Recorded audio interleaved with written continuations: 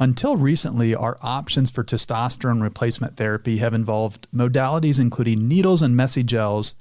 Men are now excited to finally have a comprehensive option that is convenient, safe, and effective. Well, today I am bringing to you an expert in men's health, Dr. Wang Kuang, who will get you up to speed. You definitely don't want to miss this episode, so stick around.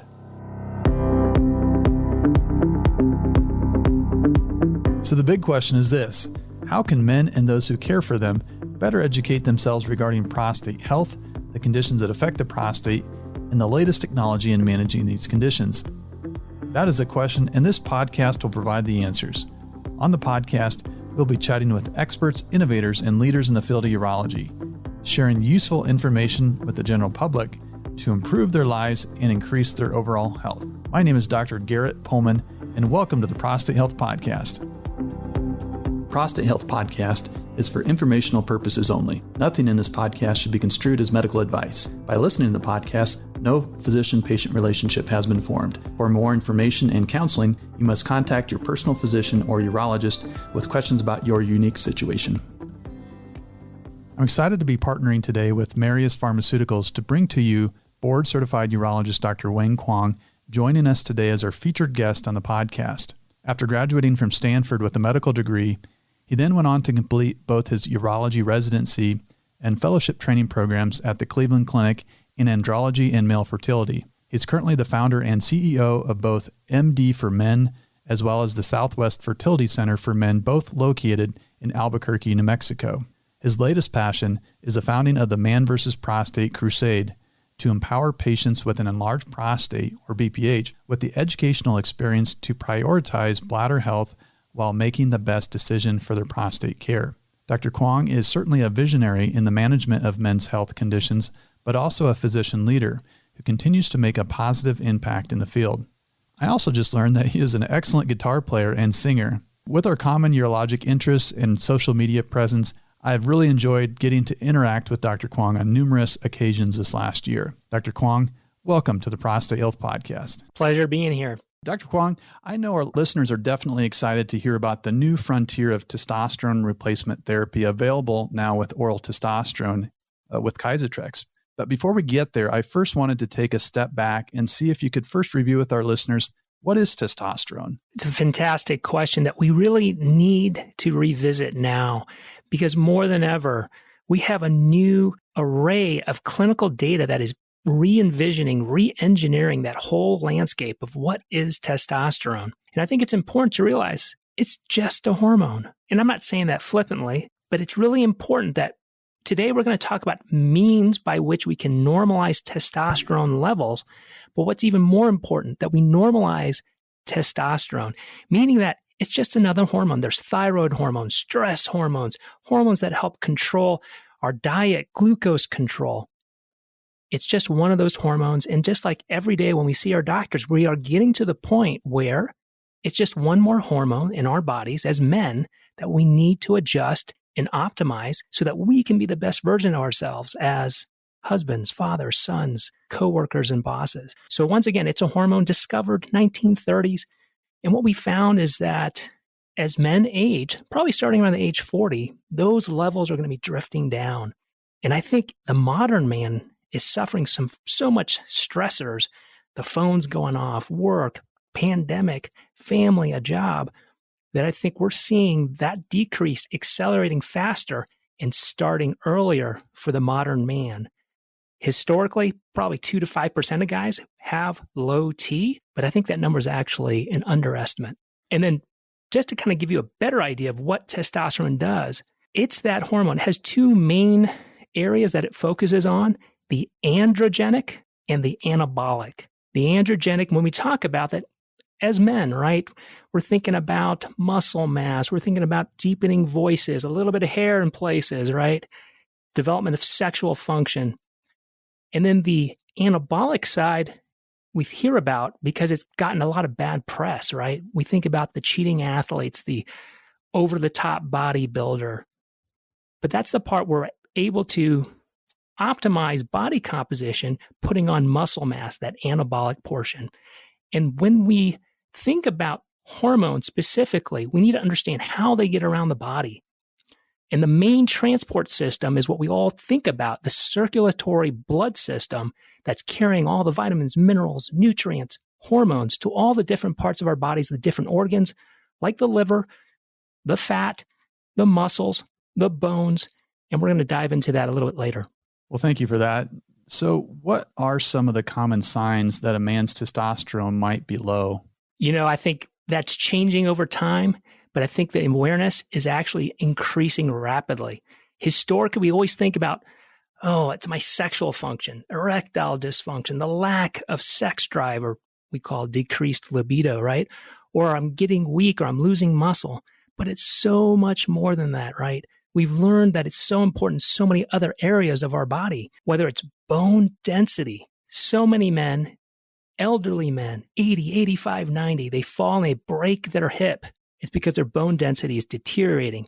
Testosterone is important for bone density. Cognitive. One of the big symptoms we often hear about is that mental fog. I'm just not that sharp, doc. It just takes me longer to process or to come up with those words that used to come so quickly. And then the other area is mood, maybe heightened by a pandemic, heightened by the stressors we have, but so much anxiety, depressed mood, depression. And so those are often things we see and hear about from our men. Dr. Kuang, I think you and I both are aware of the beneficial effects of testosterone replacement therapy, including the evidence we have available. Yet many of these benefits have been unrecognized within mainstream medicine. So for our listeners, what are some of the potential benefits from testosterone replacement therapy? There is so much that happens at an individual level for all of us. And we touched upon the systems or the areas where we're having problems, right? So with the benefit, kind of like we talked about, cognitively, I work with a lot of guys who are in the C-suite, right? Or positions where they're making important decisions quickly. It's really important that they have the ability to come up quickly with plans and have clear thought processes and able to execute what they want in their lives. And I think that cognitive ability is really helpful to give mental clarity, to repel that mental fog. I think increasing and improving the mood, having people in better spirits, improving body composition, the fat loss, the muscle gain, the decreased fatigue. And what we're going to learn about as well is that there's the cardiometabolic advantages, metabolically looking at diabetic control, sugar controls, right? And I think even more important that we need to talk about as a community of men is that if we as men can become the best version of ourselves, right, it's going to have a positive impact on all of our relationships with our wives, our partners, our kids, our community, our workplace. And that's really the magical part, I think, if we can optimize ourselves and have that positive impact on all of our relationships. Now, there are several different administration modalities for testosterone therapy, and over the years have really consisted of, you and I know, as some of the routes, including transdermal gels, injections, and implantable pellets. So, Dr. Kuang, in your practice, what have you seen as some of the drawbacks of our historic options? First of all, I think the key word in there is options. We as men, we need options. And I think it's important that when you work with your provider, you're looking for an option that can be simple, safe, effective, efficient, and personalized. And it's also important to know there's not just one option out there. And I think historically, we had things that went through some form of some layer in our body to get into that main transport system of the blood, right? So we had guys who were taking troches, some people call it troches, that go into the mouth and go through the lining of your mouth into the bloodstream. It can cause some irritation there. Sometimes you can't get adequate levels.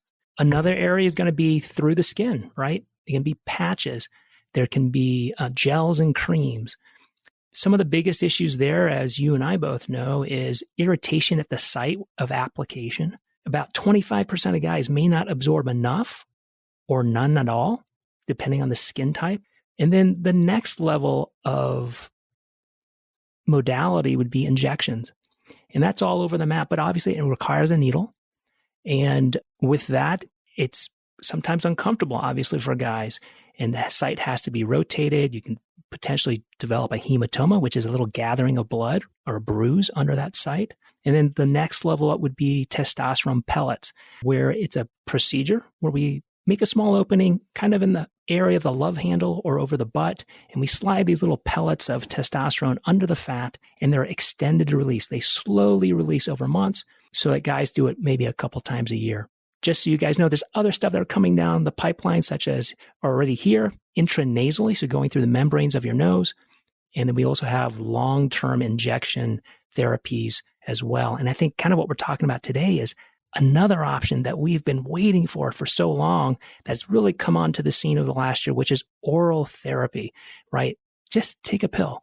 And I think that's a really important option to put on the table for our guys to discuss, because at the end of the day, no guy's the same. And it's about us working with them to match what their needs are to get them the effect and the benefit that they're looking for to allow them to be the best version of themselves. So oral testosterone has really been around for many years. And when you talk with patients, most would rather just take a pill with their daily prescription and our supplements, considering some of the drawbacks you had just mentioned. It doesn't involve a needle causing pain. There's no risk of transference like you have with the gels. I was going to see if you could review, with our listeners, historically, why has oral testosterone not been a good option in the past? It's a great question. And what we focused on earlier on was how do all those vitamins, minerals, nutrients, hormones get around in our bodies? And the way it is done is through the main transport system, which is the blood circulatory system. When you take an oral pill in the heyday, and the main one was called methyl testosterone, it was absorbed through the lining of your gut directly into the bloodstream. And it just so happens that from the gut, the blood will then go to your liver. And then we found out that actually when that testosterone, the methyl testosterone, was metabolized or processed in the liver, it actually was toxic to the liver. And we call that hepatotoxicity. Now, what's amazing is that in the modern era, for the modern man, the drug designers have come up with a really cool concept, which is, hey, I remember there's a secondary system of transport within the body, and that's called the lymphatic system. And it does four things. It helps with get rid of waste products in our body. It helps with our immune system. It helps maintain a healthy levels of body fluids.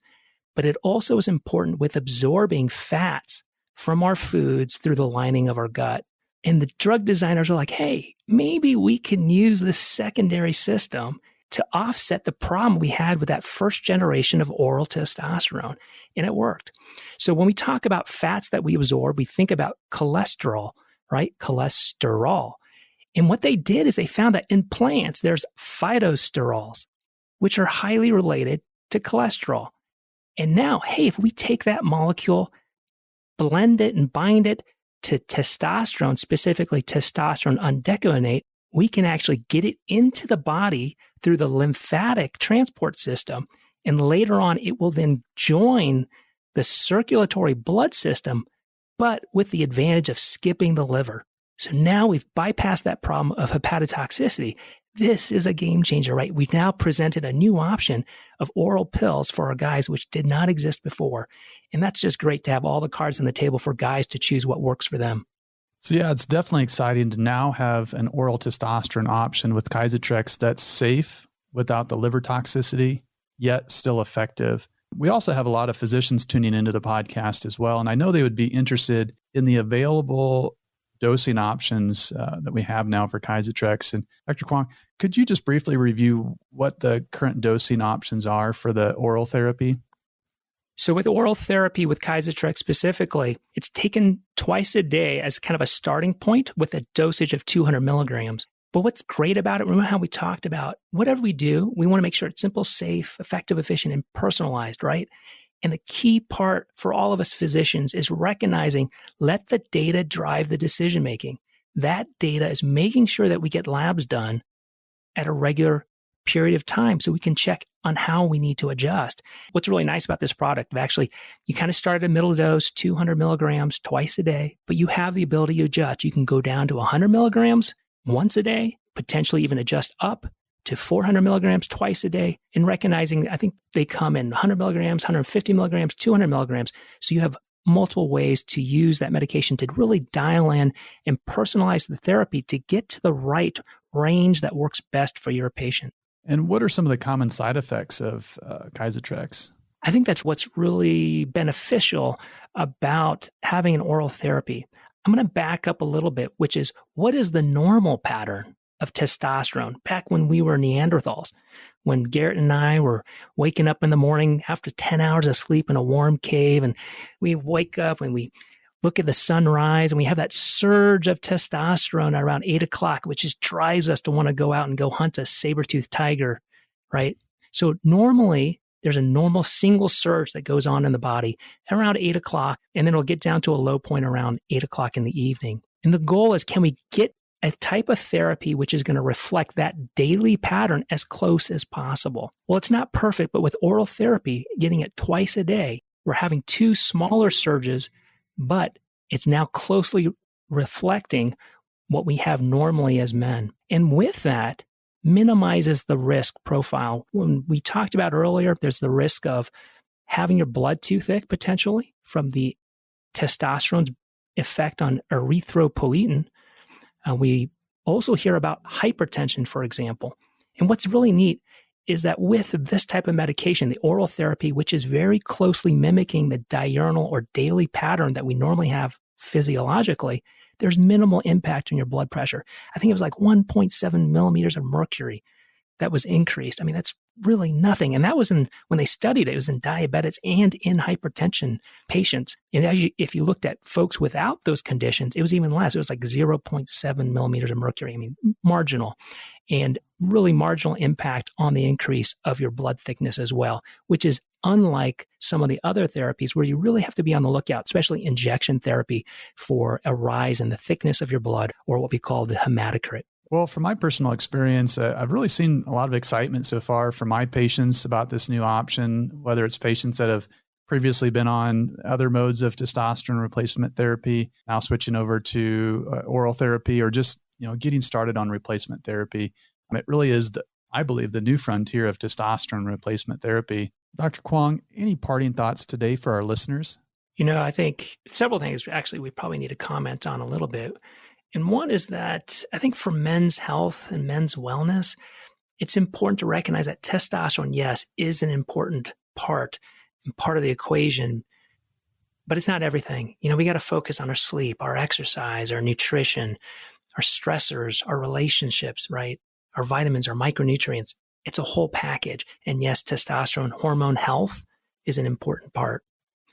Number 2 is we need to not just try and normalize our testosterone levels, but just simply normalize testosterone. It's not just about those guys who are trying to cheat at athletics, overly aggressive with their bodybuilding and so forth. It's for the everyday guy, because decreases in your testosterone is just part of aging. And it's important, right, for us to optimize that so that we can function at our highest level as fathers, sons, coworkers, and bosses. A third part is understanding and really dispelling the myths of the risk. I think in the last time period here during the pandemic, a lot of valuable research has come out showing the clinical benefit of testosterone therapy.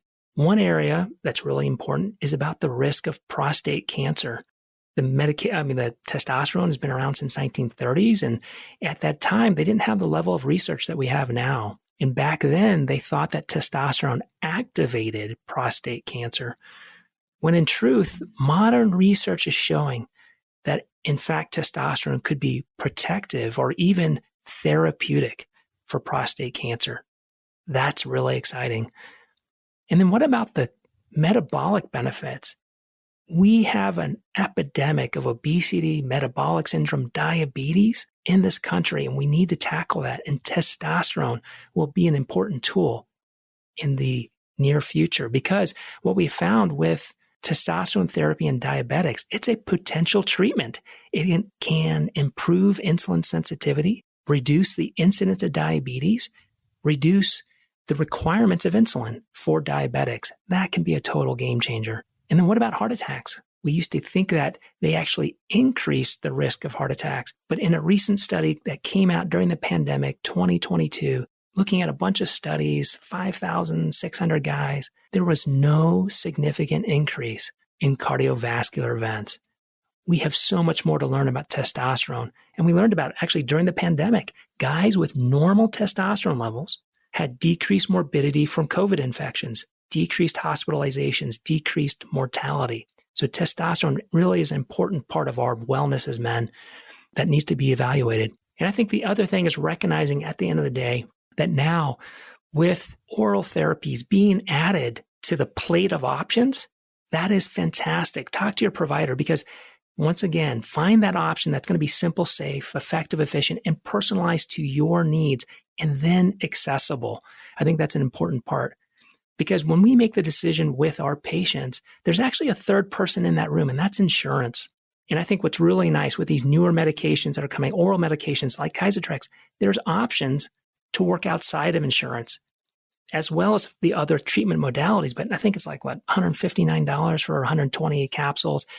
It's within the realm of reasonable that guys at least can take a look at that option, which I think is important. And I think finally is to recognize the partners in this equation, right? The men who are on testosterone have partners, have wives, have families, and they need to be part of that decision-making process. Why? It's because actually they will be one of the first individuals who will know potentially if the testosterone is too high. Potentially is someone becoming more irritable, more aggressive, or having side effects that they're not thinking about are related to testosterone. So share that with your family members so that they can be part of the conversation and part of that treatment plan. So I think, it's a great time for men to be able to have all these options in the time when we now understand the true risks and the true benefits. And that, yes, it is an important part. So please, talk to your provider. And I'm just grateful that we have this opportunity, Dr. Pullman, to share this information with folks. Well, thank you so much for your time. Just solid gold. On behalf of all of our listeners, I want to thank you for coming on and holding anything back today. You've delivered a lot of exceptional wisdom that I know that anybody who listens to this is going to find significant value from. So thank you again. Oh, my pleasure. Let's do it again. Let's get the message out and let's get guys feeling better and being the best version of themselves, because it's going to have that positive impact on family, community, and our country, which I think are really important. Thank you again for listening to the Prostate Health Podcast. For those of you wanting to dive in even deeper, make sure to check out the Prostate Health Academy, which offers comprehensive and easy to navigate lessons that I have prepared for you. There's also an active private community forum, and I am there every day providing support, insight, and answering questions. To learn more, just go to www.prostatehealthacademy.com and click on Join Now. Well, that's it for today. We will see you at the next episode.